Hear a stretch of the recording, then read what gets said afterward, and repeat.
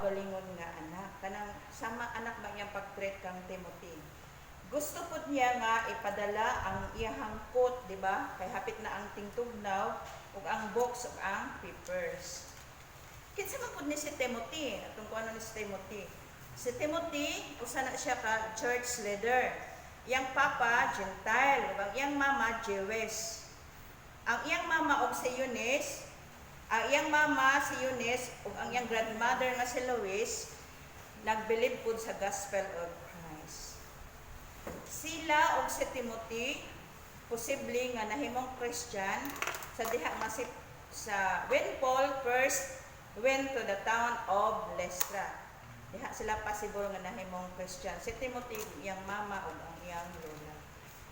So kaning text karon isa ka verse na ako ikuan sa inyo ato ni siyang himay-himayon kani nga verse diri na ko magkuha sa atong hisgutan.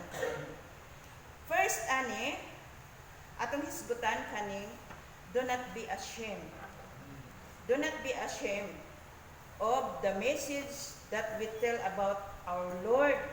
Neither be ashamed of me because I am a person. So kani ang una natong hisgutan. Kani siya gidasig ni Pablo si Timothy nga dili ikaulaw kung ang iyang pagtuo nga naangkon diha sa atong Ginoong Hesus. Dili ikaulaw nga kuan ang gospel. Dili ikaulaw nga siya sumusunod ni Jesus Christ. Kay ani nga tay manggod kuan ni ang early Christian ani ginalutos gid sila. So possible good nga kasagaran sa mga Christian ani dili ka magsabang nga Kristohanon ka kay magtago ba yung mga ni magsimba. So taguon ni mga di ka Christian.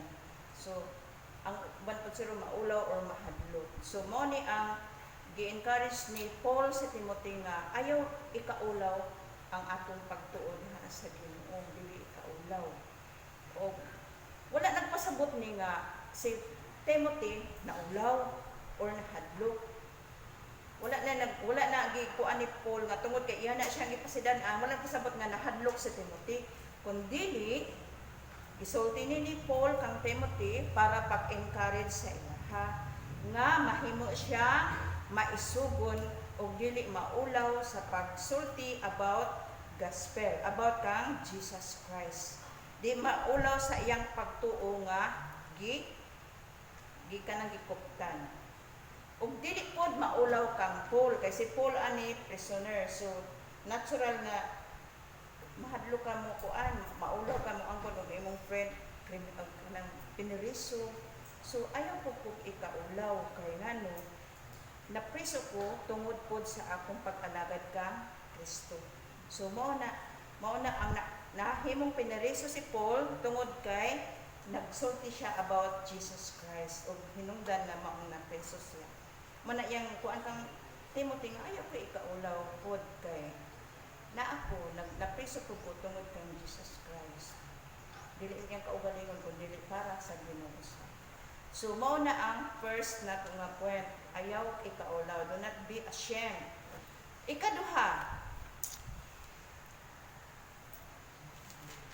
Ikaduha mao ni siya, be ready.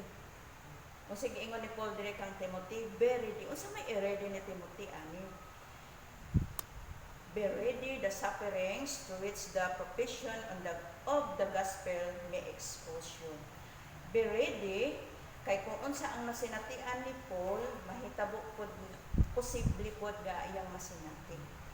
Be ready sa mga sufferings nga imong maangkon sa imong pagsunod kang Jesus Christ. Kay as a Christian, labi na ani nga time, dili lalim mahimo kang gustuhanon kay ginalutos ka. Magtago-tago ang mga Christian. Muna niingon si Paul sa iya nga, be ready. I-ready imong kaugalingon. So kita easy naman ka ito sa ato no nga kanang mga lagad sa Ginoo, murag di man ta mahadlok. Pero naay mga country nga kuan gyud delikado ang ilang mga kahimtang. Kita diri hayahay ra sa Pilipinas. So mo ni ang ikaduha nga encourage ni Paul kang Timothy nga i-ready ang kaugalingon pagsagubang sa mga trials, sa mga maangkon niya nga kasinatian sa dihang mga lagad siya sa Ginoo. Ikatulo na ta kay basig sige ra po siya basig tas under nako. Ikatulo nga kuan encourage ni Paul, let God make you strong. Ato daw kung anong daw ni Timothy nga ang Ginoo maoy magpalig-on sa iya. The power of God. Unsa man siya? The divine strength. Kanang divine ba nga kuan mo tabang kang Timothy nga mosagubang sa mga trials.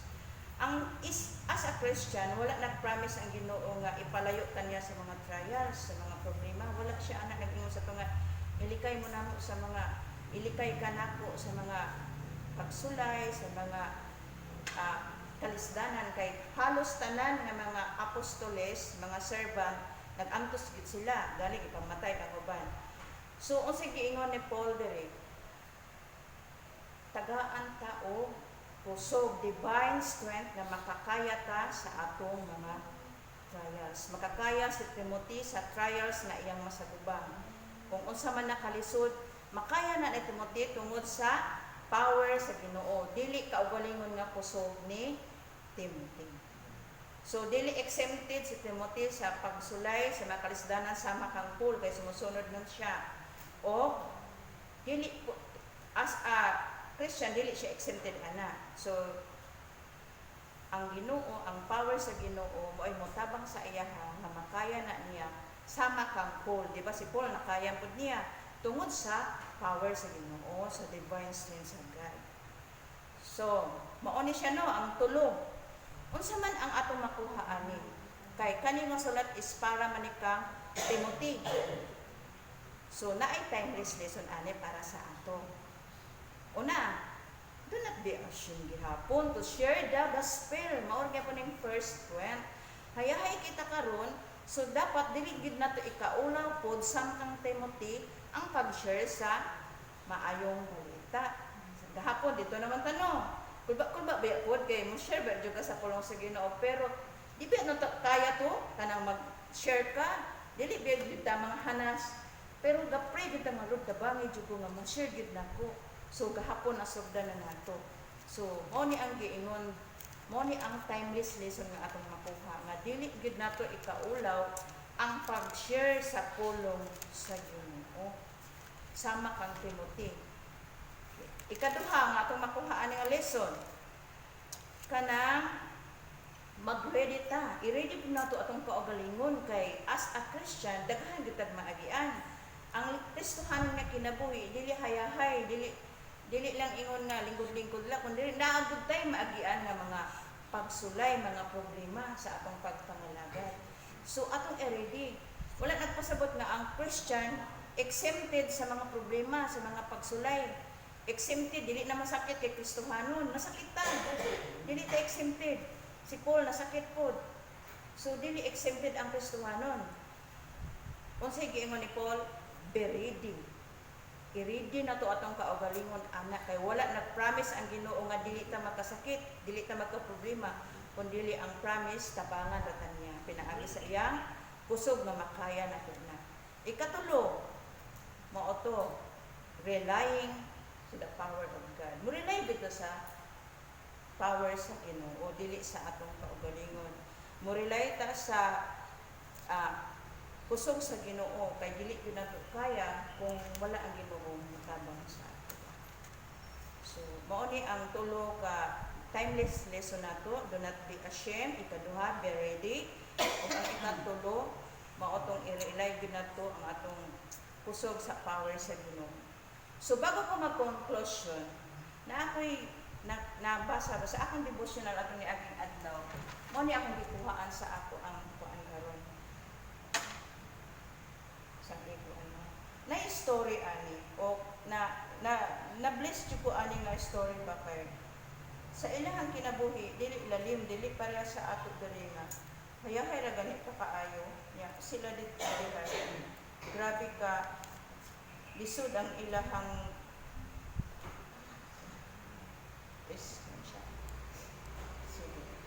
ako sa ning basahon ha kay mao gini siya ang akong gikuhaan sa akong mensahe karon ang devotional nako ato ni aging adlaw.